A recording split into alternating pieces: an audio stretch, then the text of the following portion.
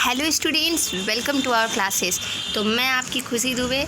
तो बच्चा पार्टी, आज के क्लास में हम लोग क्या देखेंगे, हमारा जो लेक्चर नंबर 2 है, बाय मिस्टेक हमारा बोल दिए, कोई दिक्कत नहीं। चलिए देखिए, हम लोग आज के लेक्चर में हमारा जो लेक्चर नंबर 2 इंग्लिश के ऊपर देख रहे थे, क्योंकि मैंने बताया था कि बेसिकली पार्ट्स ऑफ स्पीच हम लोग देख रहे थे, ठीक है, जिसके ऊपर एरर करेक्शन हम लोगों ने नाउन पढ़ा था, ठीक है। फिर नाउन क्या, पार्ट्स ऑफ स्पीच सिर्फ तो नाउन नहीं है, साथ ही साथ बहुत सारा है, noun, pronoun, verb, adverb, adjective, preposition, conjunction, interjection, ये सारी जो है ना स्टूडेंट्स, वो सब क्या है, वो सारे पार्ट्स ऑफ स्पीच के अंदर आते हैं और उनके ऊपर एरर करेक्शन हम लोग देख रहे हैं, ठीक है।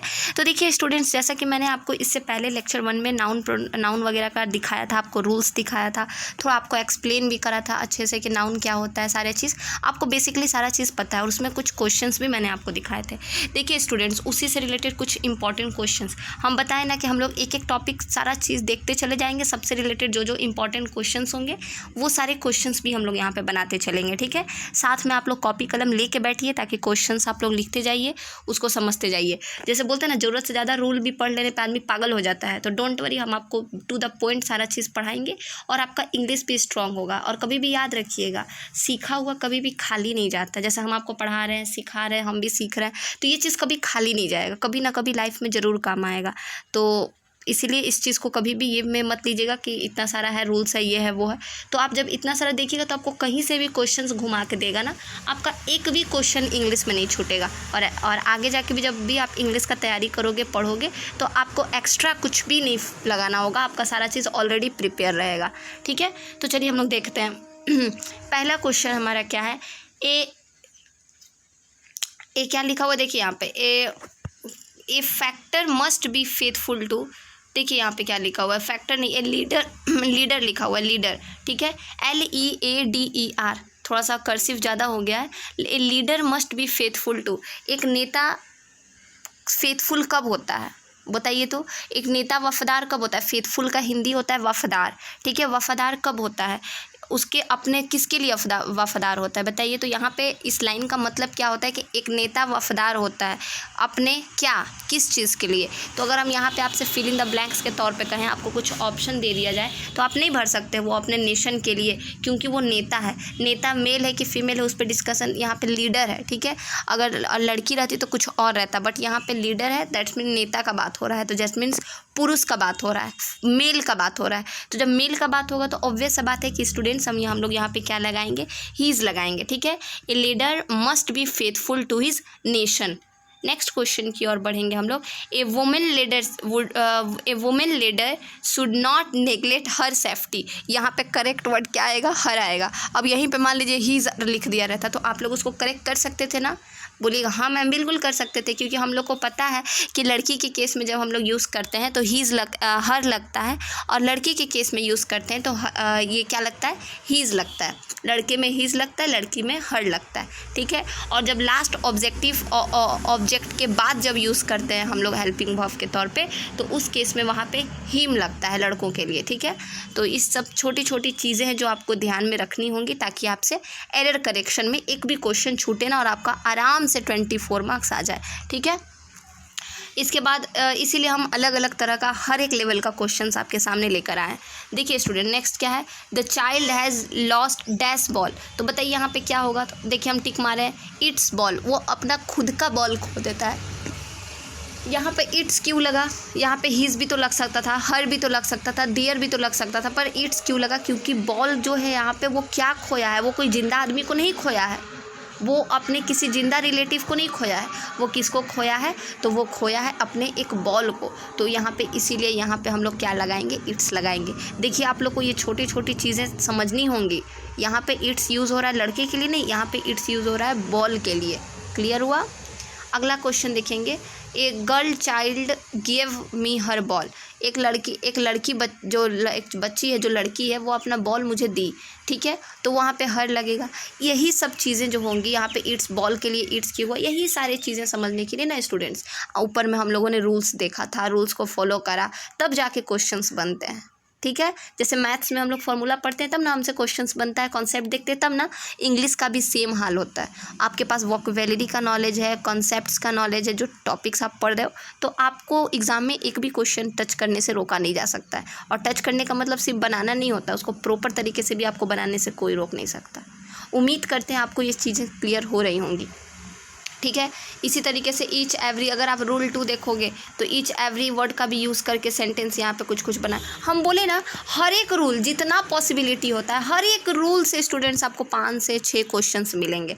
आप ये पीडीएफ ले लोगे मेरे से, तो उस पीडीएफ में आप क्या देखिएगा कि मैम यहाँ पे तो एरर करेक्शन इतना रूल से बाहर आ ही नहीं सकता है। आपको तो वैसे भी पता है कि जैसे मैथ्स में बहुत सारे नंबर्स से क्वेश्चंस बन सकते हैं, लेकिन कॉन्सेप्ट वही है। वैसे ये पीडीएफ के थ्रू आपको क्या होगा, बहुत सारे कॉन्सेप्ट, ये जो पीडीएफ हम लोगों ने तैयार करा है, इस पीडीएफ के थ्रू आपको हर तरह के लेवल के एरर करेक्शन जो है क्वेश्चंस इस पीडीएफ में मिल जाएंगे, जो कि आपके लिए इनफ होंगे। क्या होंगे आपके लिए? तो इनफ होंगे, ठीक है। और उस पर जब क्वेश्चंस को चेंज कर करके कितना भी क्वेश्चंस को घुमाए, आप बहुत ईजिली उसको बना लोगे।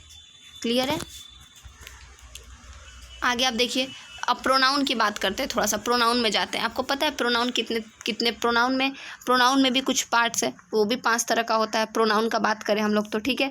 प्रोनाउन क्या होता है? एक ऐसा वर्ड जो कि नाउन के बदले यूज़ होता है। A pronoun is a word that comes, क्या बोलिए, इन केस ऑफ नाउन के केस में उसका यूज़ किया जाता है, नाउन के लिए उसका यूज़ किया जाता है, या फिर कह सकते हैं कि नाउन के पोजीशन पर उसका यूज़ किया जाता है। हम लोग पढ़े हुए हैं इस चीज़ को, बच्चे क्लास से ही सब सारे चीज़ों को हम लोगों ने देखा है, ठीक है।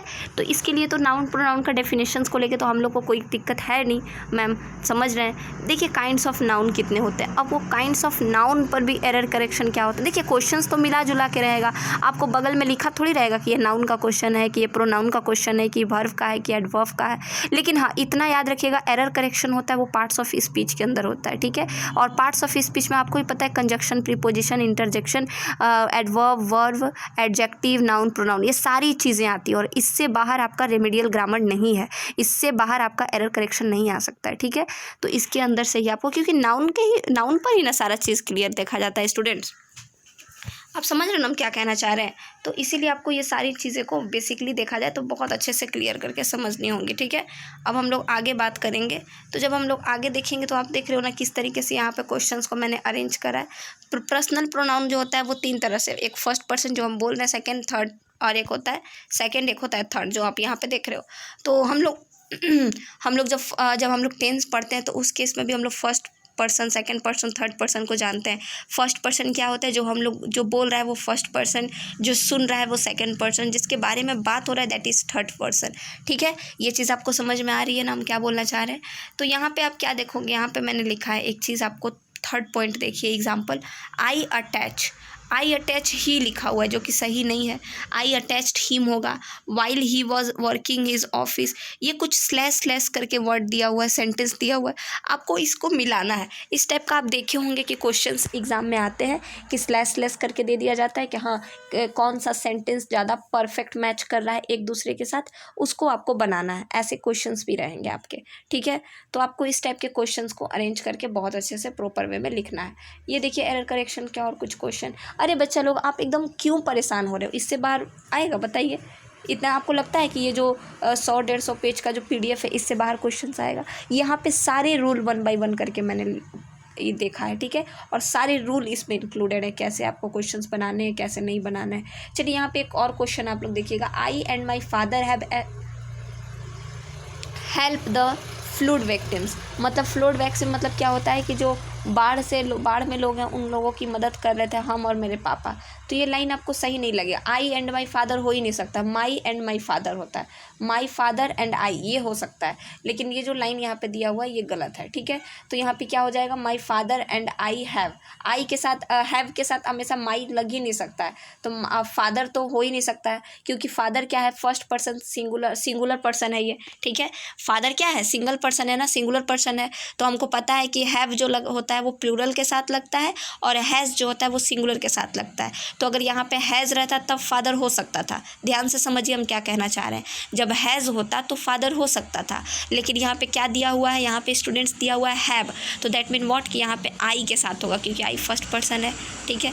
और फादर क्या है, आप फादर देखोगे तो फादर के साथ हैव नहीं लगेगा, क्योंकि वो सिंगुलर पर्सन है। ठीक है। आप कहिएगा मैम आई भी तो सिंगुलर पर्सन है, लेकिन वो I singular person first I singular person तो है, लेकिन वो फर्स्ट पर्सन के अंदर इंक्लूड है ना, तो इसलिए हमको पता है कि आई के साथ हैव लगता है, आई और वी के साथ हैव लगता है, बाकी सारे जितने भी हैं उन सब के साथ हैज़ लगता है। यू के साथ भी आप फर्स्ट पर्सन और सेकेंड पर्सन के साथ हैव लगता है, ठीक है। बाकी फादर तो थर्ड पर्सन है क्योंकि वो सिंगुलर है। अब इस तरीके से आप और देखिएगा कुछ क्वेश्चंस। अरे आप ना ये बोलते रहे आपसे, देखिए यहाँ पे और कुछ क्वेश्चंस है। This is the best chance that I have over God, तो मतलब डैट लगेगा। आप सोचिएगा मैम इतना सारा PDF है, समझ में ही नहीं आएगा कहाँ से पढ़ें कहाँ से क्या नहीं पढ़ें। आपको कुछ नहीं करना, आपको चुपचाप PDF खोलना है, PDF खोल के आपको हर चीज़ को देखते चले जाना है और क्वेश्चंस बनाते चले जाना है। बहुत ज़्यादा प्रेशर नहीं लेना है, अरे बाप इतना क्या करेंगे, एटलीस्ट एक PDF से हमको दिमाग में तो इतना घुसेगा ना कि हर चीज़ कंक्लूड होगा। आप जितना भी देख रहे होंगे यूट्यूब पे या फिर हर जगह जितना भी आप देख रहे होंगे, वो सारे चीज़ का रूल इस PDF में दिया हुआ है। उसी से रिलेटेड 5 क्वेश्चन 10 क्वेश्चन करके सारी चीज़ें अवेलेबल हैं, ठीक है। तो उस चीज़ के लिए ओवरऑल एक ही PDF में सारा चीज़ अवेलेबल मिलेगा आपको, जिसमें सारे रूल्स भी है, वो सारे रूल्स से रिलेटेड क्वेश्चंस भी हैं जो आपके एग्ज़ाम के लिए बहुत ज़्यादा स्ट्रॉन्ग है, ठीक है। तो आपको अपना इंग्लिश स्ट्रॉन्ग करना है, बहुत अच्छे से एग्ज़ाम देना है, तो आप इस PDF को लेके बहुत अच्छे से क्लास को कंप्लीट कीजिए, ठीक है। और एरर करेक्शन आपका बहुत अच्छे से होगा। ये हमारा सेक्शन 1 का क्लास चल रहा है, ठीक है, जिसमें आपको एरर करेक्शन पढ़ना है। इसी के साथ हम लोग सेक्शन 2 भी पढ़ेंगे, जिसमें पैराग्राफ राइटिंग वगैरह पढ़ना होगा। फिर सेक्शन 3 भी देखेंगे, 4 भी देखेंगे, मतलब सारी चीज़ें हम लोग देखेंगे, ठीक है, डोंट वरी। तो चलिए आप बहुत अच्छे से क्लासेस को देखिए, बहुत अच्छे से सारी चीज़ें कंप्लीट कीजिए। फिर हम लोग मिलेंगे अपने नेक्स्ट लेक्चर में, जिसमें हम लोग बात करेंगे अपना सेक्शन 2 पैराग्राफ राइटिंग वगैरह के बारे में, ठीक है। तब तक ये एरर करेक्शन से रिलेटेड वीडियोज़ आप देखिए, बहुत अच्छे से इसको समझिए और बहुत अच्छे से अपना सुझाव दीजिए, ठीक है, कि इस पे और videos paragraph writing, note making, ये सारी चीज़ें पे भी वीडियो चाहिए आपको, जो कि आपको हर जल्द से जल्द अवेलेबल मिलेंगी, ठीक है। तो मिलते हैं आपसे अपने नेक्स्ट लेक्चर में, तब तक के लिए स्टूडेंट्स बने रहिए हमारे साथ। जय हिंद।